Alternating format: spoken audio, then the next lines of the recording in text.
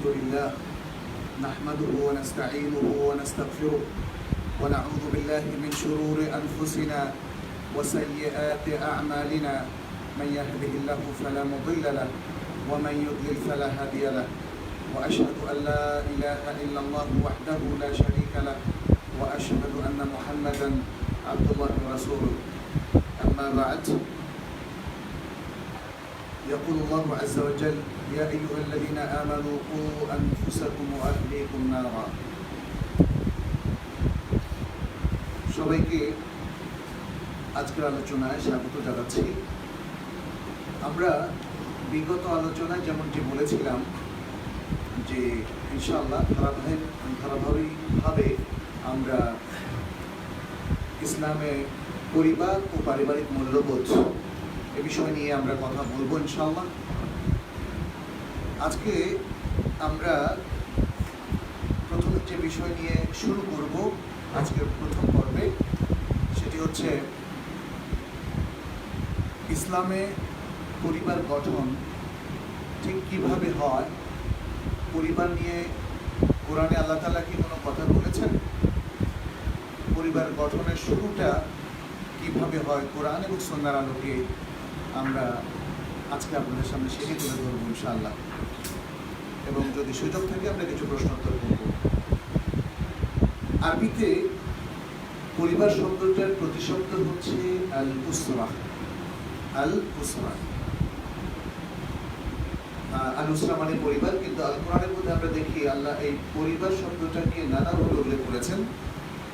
যদিও উসরা শব্দ মূল শব্দ আলিফ সিন রা, সেটি আল্লাহ তাআলা উল্লেখ করেছেন আল কোরআনের মধ্যে, যেমন বলেছেন নাহনু খালাকনাহুম ওয়া শাদাদনা আসরাহুম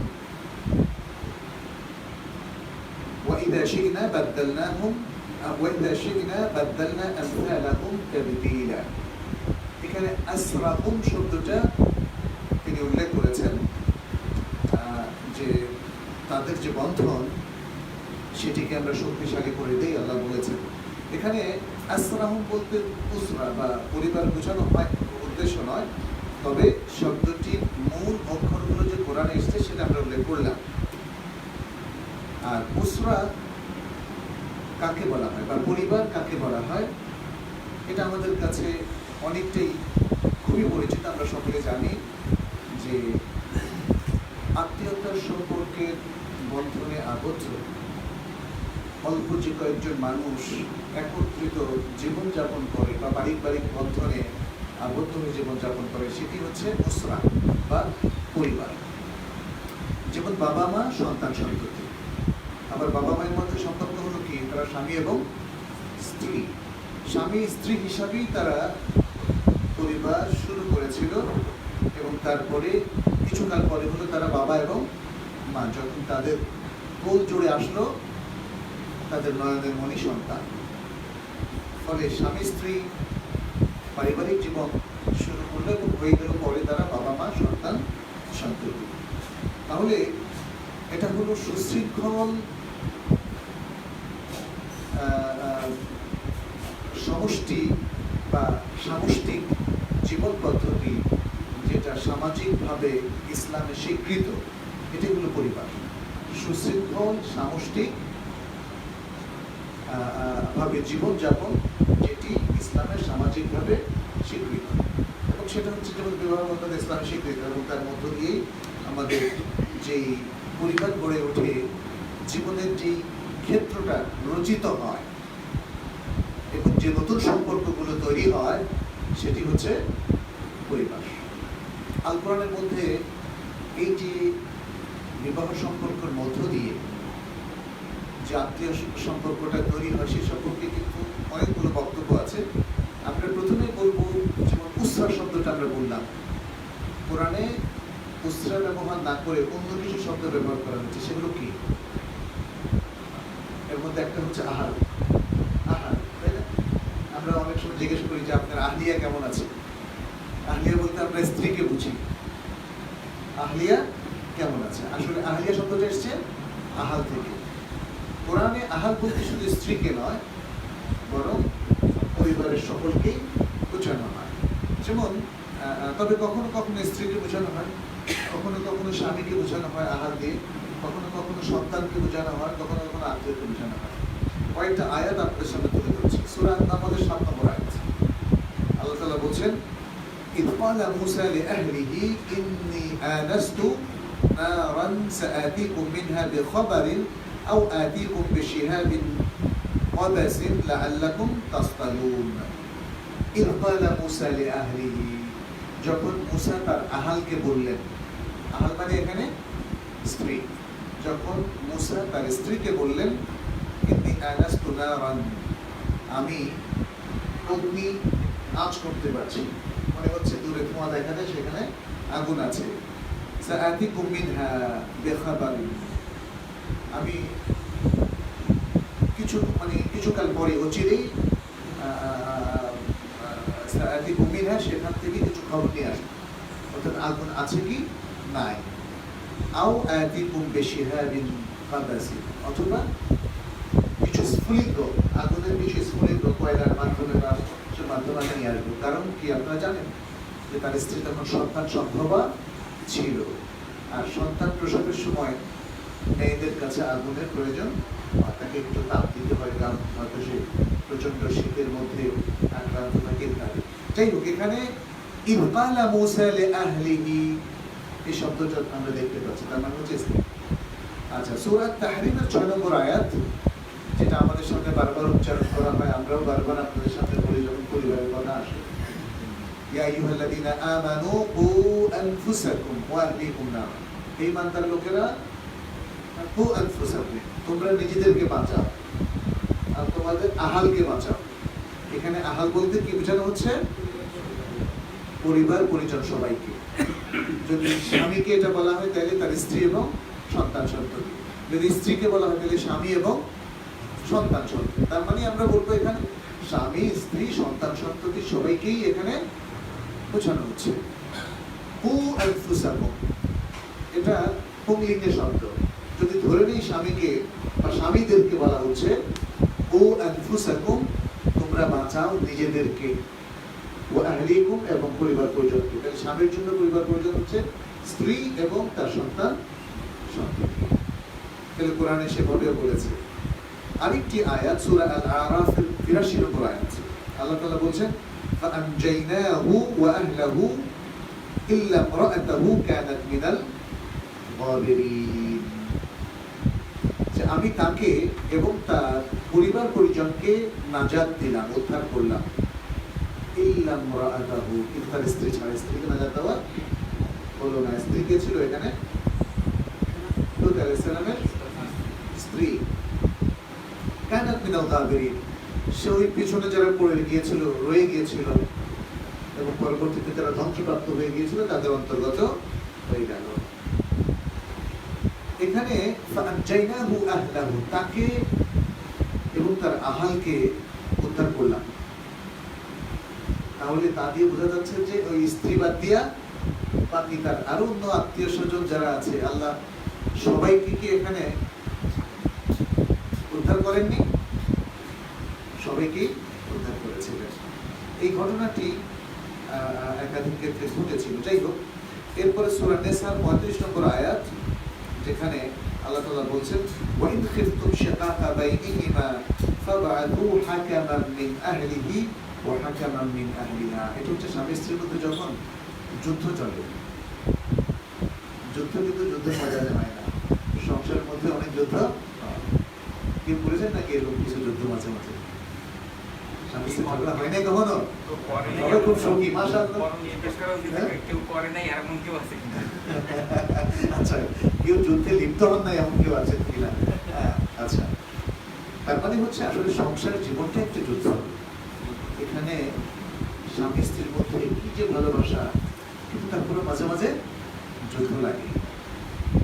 যখন যুদ্ধ লাগে, অর্থাৎ যখন তারা একে অপরের সাথে লাগালাগিতে লিপ্ত হয়, যে বলছে ওয়াইন খিফতুম শিকাকা বাইনিহিমা, যখন তাদের মধ্যে বিচ্ছিন্ন হওয়ার আশঙ্কা দিবে, কারণ কেউ কাউকে সহ্য করতে পারছে না, ঝগড়া লাগলো, স্বামী তাকে বাপের বাড়ি পাঠিয়ে দিবে, আর স্ত্রী সে রাগ করে বাপের বাড়ি চলে যাবে, স্বামীর বাড়িতে আর থাকবে না। এই যে একটা যুদ্ধ শুরু হয়ে গেল, যদি এরকম যুদ্ধের কারণে তাদের মধ্যে বিচ্ছিন্নতার আশঙ্কা দেখা দেয়, কোরআন বলছে এটা ঠিক না। একটু কথা কাটাকাটি হলো আর তারা বিচ্ছিন্ন হয়ে যাবে, এটা ঠিক না। কি করতে হবে? তাদের মধ্যে সালিস করা, আরবিট্রেশন বলা, সালিস করতে হবে। সালিস করার জন্য কোরআন একটা চমৎকার ফর্মুলা দিয়েছে এখানে। কি ফর্মুলা? ফাবআথু হাকামান মিন আহলিহি, স্বামীর পক্ষ থেকে একজন সালিস, হাকাম, এমন একজন বিচক্ষণ ব্যক্তিকে দাও যে অন বিহাফ অফ হাজব্যান্ড, স্বামীর পক্ষে ওকালতি করবে, স্বামীর প্রতিনিধি হবে। ওয়া হাকামান মিন আহলিহা, এবং আরেকজন দাও যে স্ত্রীর পক্ষে ওকালতি করবে। হাকাম শব্দের অর্থ হাকিম হতে পারে, বিচারক, কারণ সালিস ব্যক্তিরা কিন্তু বিচারক হয়, তাই না? এই গ্রামে যখন সালিসে বসে ৩-৪ জনেরা সবাই বিচারক, কিন্তু এটা হচ্ছে বিচারকদের প্যানেল, সালিসদের। এটা হলো ওই আদালতের বিচারক না, বাট সালিস প্যানেল। এরা প্রত্যেকেই সুচিন্তিত ভাবে শুনানি করে জেনে বুঝে তারপরে তাদেরকে একটা সত্য সমাধান দেবেন, মিলছুলের একটা সমাধান দিবেন। হাকাম মানে রেফারিও হয়। রেফারি, খেলাধুলার মধ্যে রেফারি আছে না? আরবিতে দেখবেন, যদি আপনি আরবি ধারা বিবরণী শোনেন তাহলে হাকাম, হাকাম এভাবে বলে রেফারি, কারণ রেফারি হচ্ছে ওই খেলার বিচারক, তার সিদ্ধান্তটাই লাস্ট সিদ্ধান্ত। এখানে স্বামীর পক্ষ থেকে একজন, স্ত্রীর পক্ষ থেকে একজন হাকাম বলছেন প্রেরণ করো, অর্থাৎ তাদেরকে নিয়োগ দাও। তাইলে তারা দুজনে মিলে দুই পক্ষের কথা শুনে তারা যে মিলঝুল করে দিবে, দুই পক্ষকে সেটা শুনতে হবে। যাই হোক, এখানে হাকামান মিন আহলিহি ওয়া হাকামান মিন আহলিহা, আহাল শব্দটা এখানে এসেছে। আহাল দ্বারা পরিবারকে বোঝানো। স্বামীর পরিবার থেকে একজন, হতে পারে তার ভাই, হতে পারে তার চাচা, হতে পারে তার দাদা, হতে পারে তার এরকম আরো অন্য যে কোনো আত্মীয়, কাজিনও হতে পারে। আহাল বলতে এখানে তার আকরেবা, তার আত্মীয় স্বজনকে বোঝানো হচ্ছে। তাই স্বামীর আত্মীয় স্বজন অথবা স্ত্রীর আত্মীয় স্বজন। তাহলে কোরআন দেখেন কতভাবে আহাল শব্দটাকে ব্যবহার করেছে, এবং আহাল কোনো না কোনো ভাবে পারিবারিক সদস্যদেরকেই এখানে ইন্ডিকেট করা হয়েছে, বোঝানো হয়েছে।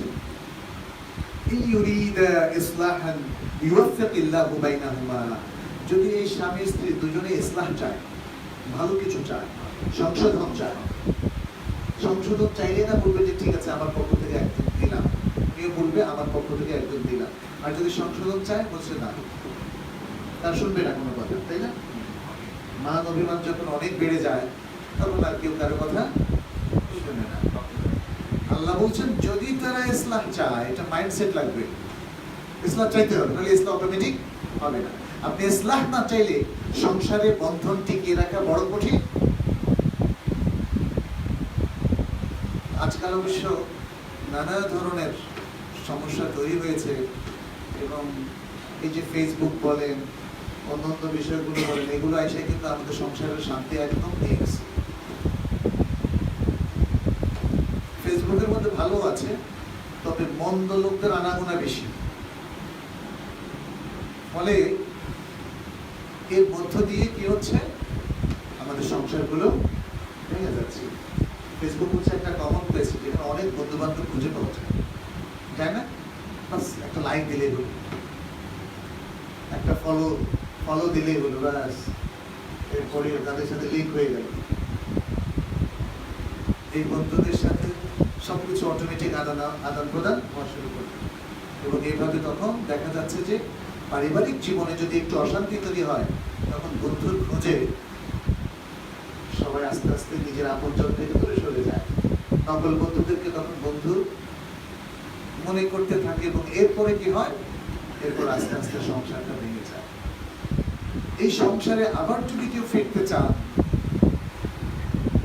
আশ্বস্ততা বিশ্বস্ততাকে পুঁজি করে, ভালোবাসা মমতা স্নেহকে রক্ষা করে, তাহলে তাকে একটা মাইন্ডসেট লাগবে। সেটাই কোরআন বলছে, ইউরিদা ইসলাহান, যদি তারা ইসলাহ চায়, যদি তারা ইসলাহ সংশোধন চুক্তি চায়, যদি তারা চায় যে না এতদিন যা হয়েছে হয়েছে, আমরা তওবা করে ভালো হয়ে যাব, এবং আবার নতুন করে একটা সুন্দর সংসার আমরা তৈরি করবো, একটা সুন্দর পারিবারিক জীবন যেখানে আছে মূল্যবোধ, যেখানে আছে ভালোবাসা সেটা তৈরি করবো।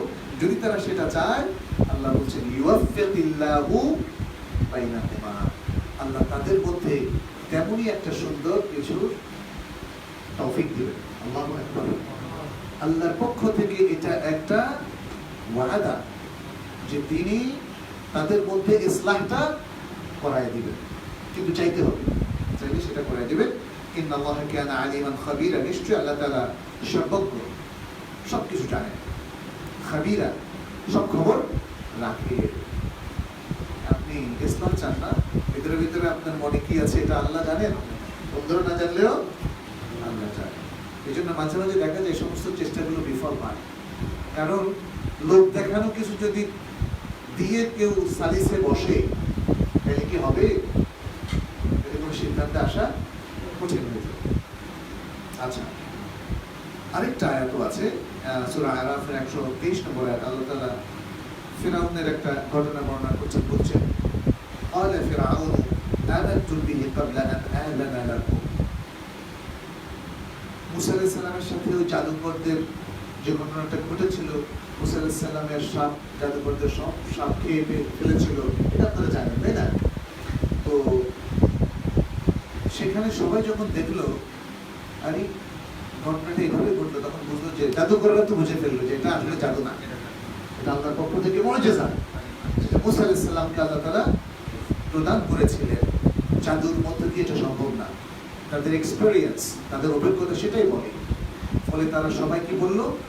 আমান্না বিরব্বি মুসা ওয়া হারুন, মুসা এবং হারুনের রবের প্রতি আমরা ঈমান আনলাম। তখন মুসা, তখন ফিরআউন কি বললো? ফিরআউন তো খেপে গেল, আরে তোমাদেরকে আনলাম আমার পক্ষে ওকালতি করার জন্য, জাদু দেখানোর জন্য, আর আজকে তোমরা উল্টা আমার প্রতি ঈমান বাদ দিয়ে এখন মুসা আর হারুনের রবের প্রতি ঈমান আনলা।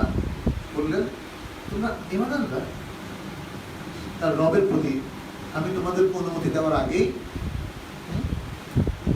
ইন হাযা লামাকরুন মাকারতুমুহু ফিল মাদিনা লিতুখরিজু মিনহা আহলাহা। এখানে আহলা পদ্ধতি, এটা তো হলো একটা ষড়যন্ত্র, যে ষড়যন্ত্র তোমরা এই মদিনা, এই শহরের মধ্যে করছো। এখানে এই মদিনা কিন্তু সেই মদিনা না, অর্থাৎ মদিনা তো রাসূল সাল্লাল্লাহু আলাইহি ওয়াসাল্লাম না। মদিনা বলতে এখানে সিটি, সিটি, এই সিটির মধ্যে, এই শহরের মধ্যে তোমরা এই ষড়যন্ত্রটা, যে কূটচালটা চেলেছ আমার বিরুদ্ধে, সেই মুসা এবং হারুনের রবের প্রতি আলাইহিস সালাম, রবের প্রতি ঈমান রেখে, উদ্দেশ্য হচ্ছে তোমরা এই শহর থেকে তার আহালকে বের করে দিবে, তার আহালকে বের করে দিবে। আহাল বলতে এখানে অধিবাসী, আহাল বলতে এখানে অধিবাসী। তাহলে আহাল বলতে এই জায়গাতে পরিবার নয়, বরং শহরের অধিবাসীদেরকে বোঝানো হচ্ছে। তাহলে কোরআনে আমরা দেখতে পাচ্ছি অধিকাংশ জায়গায় আহাল বলতে পরিবারকেই বোঝানো হচ্ছে, বা পরিবারের সদস্যদেরকে, আবার কখনো কখনো একটা শহরের সকল অধিবাসীকে। অনেক সময় দেখবেন একটা গ্রামের মধ্যে খোঁজ খবর নিলে দেখা যাবে যে গ্রামবাসী সবাই কোনো না কোনোভাবে আত্মীয়।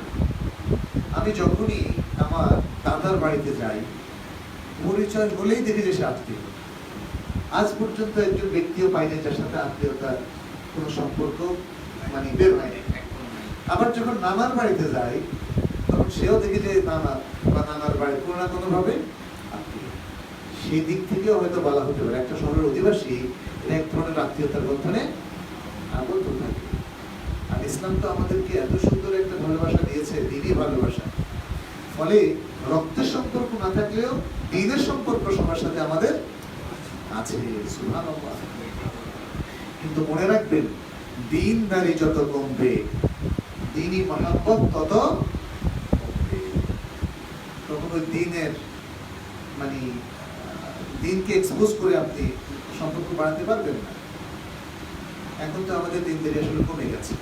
ব্যবসায়ী চায় যে যত বেশি ঠকানো যায়, ক্লায়েন্টকে যত বেশি ঠকানো যায়। আমিও চাই যে ব্যবসায়ী যদি কেনা দামের চেয়ে কম দামে আমার কাছে বিক্রি করে, আমার ভালো লাগে। কিন্তু ওনাকে কি একটু লাভ করতে হবে না? আর ব্যবসায়ী ভাবা উচিত না যে ক্রেতার একটু কম, মানে একটু কম লাভ নেই তার থেকে? আমাদের এখন দিনদারি কমে যাওয়ার কারণে লোভ বেড়ে গেছে। ব্যবসায়ী চায় যদি এমন এক যন্ত্রের ঠকানো যদি ঠকানো যায়, তাই না? এরকম মনোভাব আমাদের পেয়ে গেছে দিনদারির কারণে। যাই হোক, এখানে বলা উদ্দেশ্য একটা শহরের অধিবাসীদের মধ্যে একটা সম্পর্ক থাকে দিনদারির কারণে। মুসলিম শহরগুলোতে এটা হচ্ছে একটা আসলে রিলেশন। আচ্ছা, এটা হলো একটা শব্দ। পরিবার বোঝানোর জন্য আল কোরআন আহাল শব্দটা ইউজ করেছে। আরেকটা শব্দ ইউজ করেছে, ওটা হচ্ছে আল আশিরা। আল আশিরা, আল্লাহ তাআলা তার রাসূল সাল্লাল্লাহু আলাইহি সাল্লামকে একদম শুরুর দিকে, ইসলামের শুরুর দিকে বলেছেন, যখন মোটামুটি প্রথম দিকের ইসলামের মেসেজটা এসেছিল, ওহী নাযিল হলো, তখন লোকজন ইসলাম গ্রহণ করা শুরু করেনি। আর করবে কি করে, তারা তো জানেই না কিছু। তখন রাসূল সাল্লাল্লাহু আলাইহি সাল্লামকে আল্লাহ বললেন, না, লোকদেরকে বলা শুরু করতে হবে, চুপ করে থাকা যাবে না, কিন্তু একদম প্রকাশ্যে বলবে নাকি আপনজনের মধ্যে কাজ করবে। সেটা আল্লাহ তাআলা কোরআনের সূরা আশ-শুআরা 214 নম্বর আয়াতে বলছেন, ওয়াআনদির আশিরাতাকাল আকরাবিন, তোমার আপন আত্মীয়দের মধ্যে, কাছের নিকট আত্মীয়দের মধ্যে সতর্ক করার কাজ শুরু করে দাও, তাদেরকে সতর্ক করতে দাও। এখানে সতর্ক করা মানে কি? দ্বীনের দাওয়াত দেওয়া, জান্নাতের প্রতি বানানো, জাহান্নামের ব্যাপারে সতর্ক হয়ে যাও, আল্লাহ এবং তার রাসূল সাল্লাল্লাহু আলাইহি ওয়াসাল্লামের আনুগত্য করো। এখানে আশিরা শব্দ ব্যবহার করা হয়েছে, অর্থাৎ নিকটবর্তী আত্মীয়। তাহলে আশিরা মানে আত্মীয়, আর আত্মীয় পরিবারের একজন সদস্য। কারণ পরিবারের মধ্যে কাছের সদস্য আছে, আবার দূরের সদস্যও আছে। পরিবার মানে বাবা মা, ভাই বোন, সন্তান সন্ততি, এর মধ্যে সীমাবদ্ধ নয়। আমরা বলি না একান্নবর্তী ফ্যামিলি। পরিবার একান্নবর্তী ফ্যামিলি মানে কি? ওই পরিবারে ভাইরা আছে, ভাই সন্তানরা আছে, তাইলে এখানে দেখা যাচ্ছে চাচা, ভাতিজা, তারপরে দাদা, তাই না? অনেক বড় একটা ফ্যামিলি। একান্নবর্তী ফ্যামিলি এখন খুব কমই দেখা যায়, শহরের জীবনের মধ্যে যেটা কঠিন। তবে এখানে মনে হয় সম্ভব। এখানে যেহেতু নিজেদের একটা আদি বাড়ি, সেখানে প্রত্যেক ফ্লোরে এক এক ভাই, বাবা মা আবার একটা ফ্ল্যাটে থাকে, এভাবে সম্ভব। তবে সেটা খুব কমই এখন আছে, অধিকাংশই এখন ছোট ছোট ফ্যামিলি। কিন্তু তাইলে বোঝা গেল যে পরিবার বড় হতে পারে, ছোট হতে পারে। অনেক দূরের রিলেশন নিয়েও একান্নবর্তী ফ্যামিলি একটা তৈরি হতে পারে। আচ্ছা, এছাড়া সূরা তাওবার 24 নম্বর আয়াত একটা বিখ্যাত আয়াত। সেখানে মানে আল্লাহ তাআলা রাসূলকে সবকিছুর চাইতে অধিক ভালোবাসার কথা, তাকে অধিক প্রাধান্য দেওয়ার কথা বলা হয়েছে। আল্লাহ তাআলা বলছেন, قل إن كنتم آباؤكم وأبناؤكم وإخوانكم وأزواجكم وعشيرتكم وأموال اقترفتموها وتجارة تخشون كسادها ومساكن ترضونها أحب إليكم من الله ورسوله وجهاد في سبيله فتربصوا حتى يأتي الله بأمره والله لا يهدي القوم الفاسقين. এখানে আল্লাহ তাআলা বলছেন, হে রাসূল, তুমি বলে দাও যে যদি তোমাদের বাপ-দাদারা, বাবারা এবং তোমাদের সন্তানেরা, তোমাদের ভাইয়েরা এবং তোমাদের স্ত্রীরা, স্পাউসরা, ওয়াশিরাতুম এবং তোমাদের আত্মীয় স্বজন এবং যে সম্পদ তোমরা অর্জন করো, ওয়া আমওয়ালুন ইকতারাফতুমুহা ওয়া আমওয়ালুন ইকতারাফতুমুহা ওয়া তিজারাতুন তাখশাউনা কাসাদাহা, এবং ওই ব্যবসা, যে ব্যবসায় মন্দা দেখা দেওয়ার আশঙ্কা তোমরা করো, এই কম লাভ যদি করে দেবে, এই ব্যবসা না করো, বেশি লাভ করো, তাই না? এরকম করে ওয়া মাসাকিনা তারদাউনাহা, এবং তোমাদের বাসগৃহ যেটা তোমরা পছন্দ করো, খুব সুন্দর সুশোভিত, হ্যাঁ, তোমাদের পছন্দের বাসগৃহ, এগুলো যদি তোমাদের কাছে আহাব্বা ইলাইকুম মিনাল্লাহি ওয়া রাসূলিহি, আল্লাহ এবং তার রাসূলের চাইতে অধিকতর প্রিয় হয়, ফাতারাব্বাসু ওয়া জিহাদিন ফি সাবিলি, এবং আল্লাহর পথে জিহাদ করা থেকে যদি প্রিয় হয়, ফাতারাব্বাসু, তাহলে অপেক্ষা করো, ওয়েট হাত্তা ইয়াতি আল্লাহু বিআমরি, যতক্ষণ না আল্লাহ কোনো নির্দেশ নিয়ে আসে, যতক্ষণ না আল্লাহ কোনো নির্দেশ নিয়ে আসে, আযাবের নির্দেশ, শাস্তির নির্দেশ নিয়ে আসে। কারণ এগুলো তো ভালো কথা না। আল্লাহ রাসূলের বিষয় আসলে আপনি সেটাকে ফেলে রাখেন, আগে নিজের দুনিয়া, আগে নিজের সম্পর্ক, আগে নিজের মামু খালুর পক্ষে কাজ করা, এটাই চলছে না আজকে মুসলিম সোসাইটিগুলোতে? এরকমই আজকে চলছে। আল্লাহ বললেন তাহলে অপেক্ষা করো, আল্লাহর নির্দেশ আসা পর্যন্ত অপেক্ষা করো। এটা হুমকি, কিন্তু হুমকি। যেমন বাচ্চা আপনার কথা শুনছে না, তখন বাচ্চার মা বললো, এই তোমার বাবাকে ডাক দিচ্ছি, এবং বাবার খবর পাঠালো, আমি আসছি। এটা কি শুধু আশা? এসে তিনি আসলে শাস্তি দেবেন, ব্যাগ নিয়ে এসে পেটাবেন, বা এরকম একটা কিছু। এই আল্লাহ তাআলা বলছেন, ফাতারাব্বাসু হাত্তা ইয়াতি আল্লাহু বিআমরিহি ওয়াল্লাহু লা ইয়াহদিল কওমাল ফাসিকিন। যারা পাপী, সম্প্রদায়, পাপী লোকদেরকে আল্লাহ কখনো হেদায়েত দেন না। পাপের পথে যে চলে সে তো পুণ্যের পথে আসে না, তাহলে হেদায়েত পাবে কেমনে? যাই হোক, এখানে কোন শব্দটা আল্লাহ ইউজ করেছেন? আশিরা। আশিরা মানে হলো আত্মীয় স্বজন। আচ্ছা, এছাড়া আরেকটি আয়াত সূরা আল হাজর 13 নম্বর আয়াত, আল হাজর 13 নম্বর আয়াত। এখানে আল্লাহ তাআলা বলছেন, ইয়াদউ লামান দাররুহু আকরাবু মিন নাফরিহি। সে ডাকে ওই ব্যক্তির দিকে যার ক্ষতি তার কল্যাণের চেয়ে বেশি, ক্ষতি কল্যাণের চেয়ে বেশি, এমন দিকে ডাকে। এখন তো সবাই তাই করে, যার কল্যাণ ক্ষতির চেয়ে বেশি ওদিকে কেউ ডাকে, ওদিকে যেতেও চায় না। কারণ মানুষ আলটিমেট কল্যাণটা দেখে না, সে দেখে ইমিডিয়েট কল্যাণ, এখন কিসে লাভ হবে। যেমন যদি কোনো দুর্নীতিগ্রস্ত চক্রের সাথে আপনি কোনো কাজ করেন, তাহলে মনে হবে যে অনেক টাকা তো পাবো, কিন্তু আলটিমেট কল্যাণ হবে, বদনাম হবে না, আখিরাতে আল্লাহ করবেন না, দুনিয়াতে আপনার মানুষের কাছে লজ্জা পেতে হবে না, অপমানিত হতে। আল্লাহ তাআলা এরপরে বলছেন, এই যে লোকটা এভাবে ডাকে, যার কল্যাণ এর চাইতে যার ক্ষতি বেশি, তার দিকে যে ডাকে, তার কথা আল্লাহ বলছেন, বিইসা মাওলা, সে কতই না নিকৃষ্ট বন্ধু, ওয়া বিইসাল আশীর, কতই না নিকৃষ্ট ব্যক্তি। এখানে আশীর বলতে বোঝানো হচ্ছে সঙ্গী, সঙ্গী বলতে মেয়েদের সঙ্গী, অর্থাৎ স্বামী, কতই না নিকৃষ্ট স্বামী। তাহলে এখানেও আশীর শব্দ ইউজ করা হয়েছে, এবং সেটা পরিবারের একজন ব্যক্তিকে বোঝানো হয়েছে। দুটো শব্দ পেলাম, একটা হলো কি আহার, আরেকটা আশি। কোরআনে ব্যবহৃত হয়েছে, কোরআনে পরিবারের আলোচনাটা এসেছে। এরপরে কি রাহাতুন শব্দ, রাহাত মানে উসরা, তার পরিবার। যেমন সূরা হুদের 91 নম্বরে আল্লাহ তাআলা বলছেন, কালু ইয়া শুআইব মা নাফকাহু কাসীরাম মিম্মা তাকুল। কারা বলেছিল? কওমে শুআইব, শুআইবের জাতির লোকেরা। এই সমস্ত মানে লোকেরা ছিল আসলে বেয়ারা টাইপের, নবীদের কথা শুনতে চাইত না, নবীদেরকে নাজেহাল করেছে। নবীরা এক কথা বললে তারা পাল্টা কথার জবাব দিত। কি বললো? শুআইব ছিলেন আল্লাহর নবী, তাই না? শুআইব ছিলেন আল্লাহর নবী। শুআইব যখন তাদেরকে আল্লাহর দিকে ডাকলো, তখন তারা বললো, হে শুআইব, তুমি যা বলো তার ম্যাক্সিমামে আমাদের বুঝে আসে, আমরা বুঝি না, কি সব দার্শনিক কথাবার্তা বলো। আমরাও যখন দেখা যাচ্ছে তাওহীদের আলোচনা করি, আমরা যখন দ্বীনের গুরুত্বপূর্ণ আলোচনাটা রাখি, আমি দেখি অনেকে ঘুমায়, পরে একটু বলে কিছু পরে কিছু বিষয় বুঝবেন কি করে ভাই?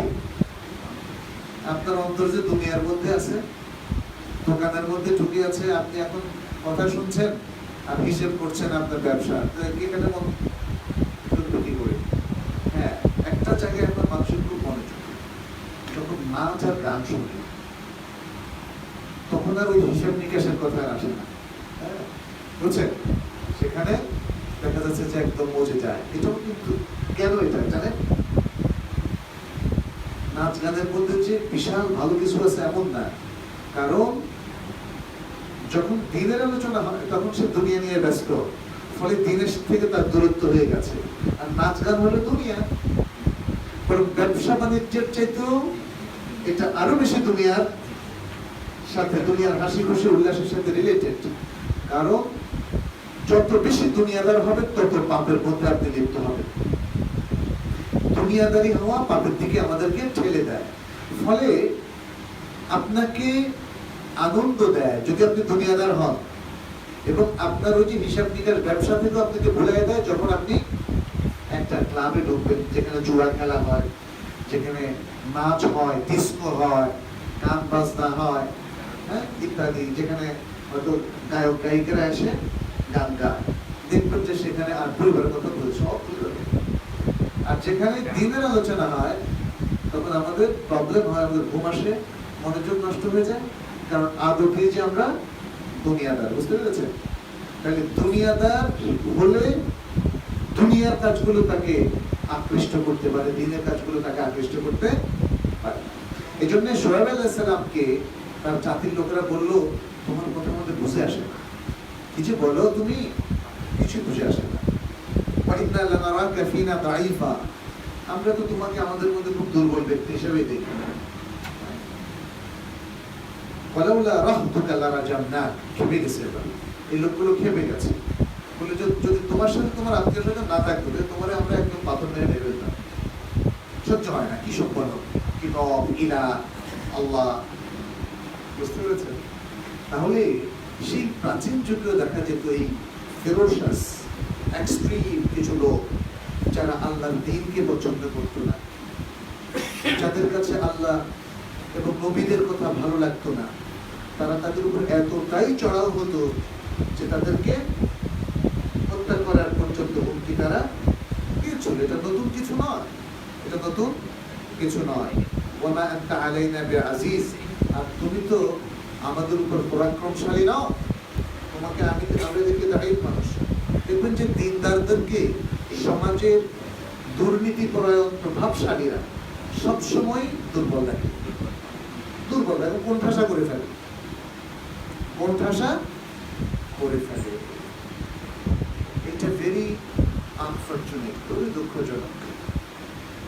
আজকে দেখা যায় বিভিন্ন মসজিদে কমিটিতে আছে সাধারণ মানুষগুলো, জেনারেল শিক্ষিত, এগুলো আমাদের ইমাম আর খতিবদেরকে কোণঠাসা করে ফেলে।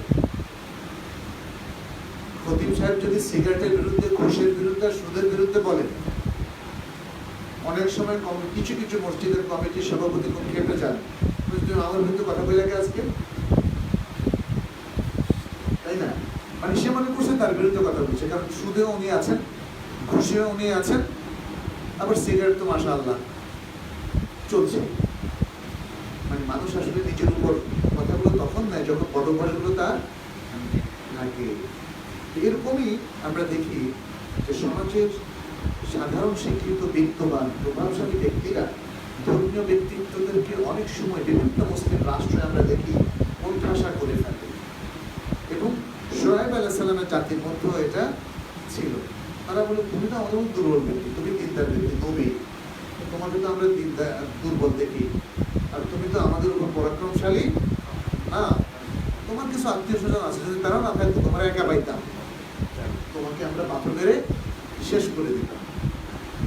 যাই হোক, এখানে আমরা রাহতুকা, ওয়ালাউলা রাহতুকা, যদি তোমার আত্মীয় স্বজন না থাকতো, আর তোমার পরিবারের লোকজন না থাকতো। আসলে এখানে আরেকটা জিনিস, মানুষের হিউম্যান সাইকোলজি, আপনার পেছনে যদি কেউ থাকে, আপনি যদি সংঘবদ্ধ জীবনযাপন করেন, আপনার যদি পরিবার থাকে, এটা আপনার শক্তি, এটা আপনার শক্তি। আজকে যদি আপনার একটা মাত্র সন্তান থাকে, সেই শক্তি থাকবে না। আপনার পরিবার যদি মোটামুটি এস্টিমেট করার মতো হয়, মানুষ যদি গণ্য করেন, আরে এই পরিবারের 3টা ছেলে আছে, এদেরকে বেশি কথা। এরপর আরেকটা আয়াত সূরা হুদের 92 নম্বর আয়াত, পরের আয়াতটা যেখানে শুআইব তাদেরকে উত্তর দিচ্ছেন, কি বলছেন? ক্বালা ইয়া কওমি আরাহতি আ'আজ্জু আলাইকুম মিনাল্লাহ, হে আমার লোকেরা, তিনি তো আসলে এই লোকদের কাছে প্রেরিত হয়েছে, অতএব লোকদের প্রতি তার একটা স্নেহ, মমতা আছে। তোমাদের কাছে আমার আত্মীয় স্বজন আল্লাহর চাইতে শক্তিশালী হয়ে গেল, আল্লাহর চাইতে সম্মানিত, পরাক্রমশালী হয়ে গেল। তোমরা বললা যে আমার আত্মীয় স্বজন না থাকলে আমাকে মেরে ফেলতা, এখন আত্মীয় স্বজনকে তোমরা এত গুরুত্ব দিলা। আর আল্লাহকে তোমরা তোমাদের পেছন থেকে ঠেলে দিলা। মানে আল্লাহকে শক্তিশালী মনে হচ্ছে না, পেছন থেকে ঠেলে দিলা, এটা বলবে ইন্না রাব্বি বিমা তা'মালুনা মুহীত। আমাদের আল্লাহ, আমার আল্লাহ এত দুর্বল নয়, তোমরা যে সমস্ত আমল করছো সবটাই আল্লাহ বেষ্টন করে আছে। যাই হোক, এখানে রাহতুন শব্দ দ্বারা পরিবার বোঝানোর উদ্দেশ্য। তাহলে আমরা দেখলাম আল কোরআনে আল্লাহ তাআলা তিনটা শব্দ ব্যবহার করেছেন পরিবারের ক্ষেত্রে। একটা হলো কি বলেন তো, আহাল, আরেকটা আশিরা, আরেকটা রাহতাম। মনে রাখবেন, তাহলে পরিবারের আলোচনা আল কোরআনে কি আছে? আল্লাহ তাআলা আরো অনেকগুলো ঘোষণা দিয়েছেন, যেমন তিনি রাসূল, নবী রাসূলদেরকে তাদের যুররিয়া দিয়েছেন, তাদেরকে সে কথা ঘোষণা করেছেন। হ্যাঁ, তাদের জন্য আমরা যুররিয়া নির্ধারণ করে দিয়েছি। আল্লাহ তাআলা কোরআনে এমনই আয়াত পেশ করেছেন, তাতে বোঝা গেল যে নবী রাসূলরাও বিবাহিত ছিলেন, অধিকাংশ ছিল, আর তাদের সন্তানও ছিল। তার মানে তারা পারিবারিক জীবন মেনটেন করেছিল। আচ্ছা, এবার আসা যাক পরিবারের ফাউন্ডেশন নিয়ে আমরা কথা বলবো। আর দুটো কথা বলে আমি আজকে আলোচনা শেষ করব। পরিবার হচ্ছে ইসলামী সমাজের একক ভিত্তি। ব্যক্তি নিয়ে পরিবার হয় সত্য, কিন্তু ব্যক্তির চাইতে ইসলামী যে সমাজবদ্ধ জীবন, এই সমাজবদ্ধ জীবনটা এই সুশৃঙ্খল ভাবে শুরু হয় পরিবার থেকে। এই জন্য এটাকে বলা হয় আন-নাওয়াতুল উলা, আন-নাওয়াত আল-উলা, প্রথম বীজ। মুসলিম সমাজের প্রথম বীজ পরিবার, ব্যক্তি নয়, বরং সেটা পরিবার। ব্যক্তিরা শক্তি নয়, পরিবার হলো ইসলামী সমাজের শক্তি। ব্যক্তি তো অমুসলিম সমাজেও আছে। পরিবার যখন ভেঙে যায় তখন ব্যক্তি সুসংবদ্ধ সমাজকে প্রতিনিধিত্ব করে না, কারণ ব্যক্তি তখন আত্মকেন্দ্রিক হয়ে যায়, স্বার্থপর হয়ে যায়। সে তখন মা বাবা ভাই বোন আত্মীয় স্বজন এই সমস্ত লোকদের সাথে সুসম্পর্ক রাখে না। এই জন্য পাশ্চাত্য সমাজ দেখবেন মা দিবস করে, বছরে কয়বার করে? এটা তাদের জন্য এনাফ। তারা মনে করে বছরে একবারই মায়ের সাথে কথা বলবো, মাকে একটা গোলাপ ফুল দেবো, আর মায়ের কিছু শুশ্রূষা করবো, পারলে সেদিন কিছু টাকা টোটাল তাকে দিয়ে আসবো।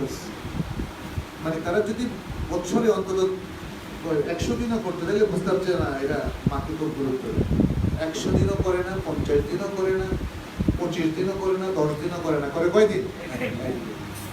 এখন আবার বাবা দিবসও আছে, বাবা দিবস।